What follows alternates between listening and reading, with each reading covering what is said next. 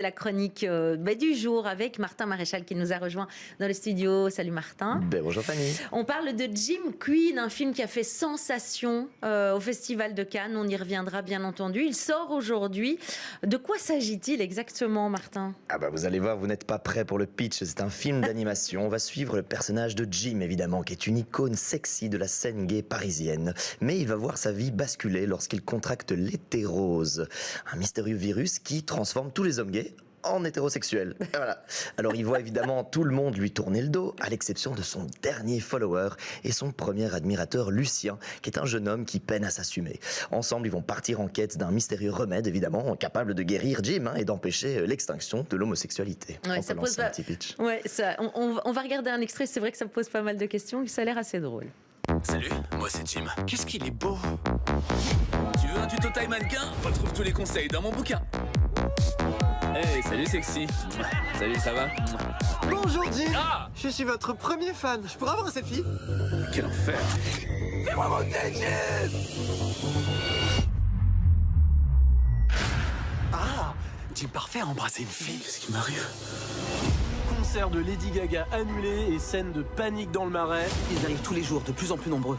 Des intérêts pour le culte du corps. L'apparition de fashion faux pas. Tu as contracté une nouvelle maladie qui s'appelle l'hétérose. Tu vas devenir hétérosexuel.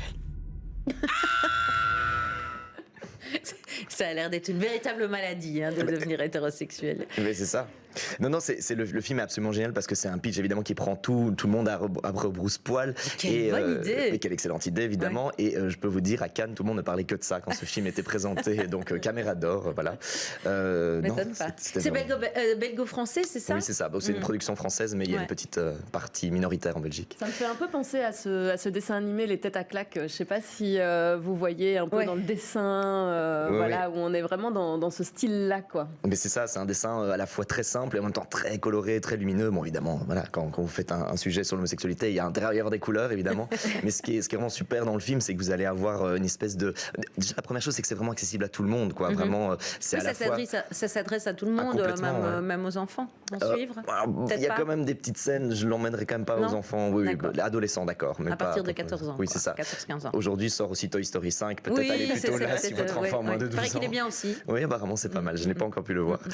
Non, et surtout, ce qui est bien, c'est que c'est vraiment une autocritique un petit peu de la communauté, mais c'est aussi une critique des normes hétéronormées, évidemment. C'est assez malin dans tout ce que ça dit. À la base, il partait sur un pitch évidemment plutôt léger, mais en fait, avec la politique qui se rappelle à nous, le temps que le film se développe, ils se sont rendus compte qu'il fallait rendre ce film politique, en faire aussi à nouveau, redire des choses qui ont l'air évidentes. On a le droit d'aimer qui on aime, on a le droit d'être qui on est, voilà, et tout ça dans le respect. C'est très très marrant, mais surtout on rigole de la première seconde à la dernière. C'est hyper doux, c'est hyper tendre, c'est drôle, c'est des parcours de vie pour ces deux personnages. Voilà, Jim qui est le plus beau de toute la salle de sport. Voilà. En fait, une Jim Queen dans la communauté gay, c'est ça. C'est quelqu'un, on dit Jim comme un gym pour la gymnastique. Donc un Jim Queen, c'est quelqu'un qui est une queen du gym, mais lui s'appelle Jim Parfait évidemment. Et puis le casting est génial aussi. On a un acteur bruxellois, Jérémy Gillet, qui joue du coup le petit Lucien. On a un acteur de l'industrie X, voilà, François Saga qui joue le gros bif de la salle de sport. Et puis même Philippe Catherine qui fait une petite apparition pour faire le rôle de la prostate de Lucien. Voilà, je vous laisse là.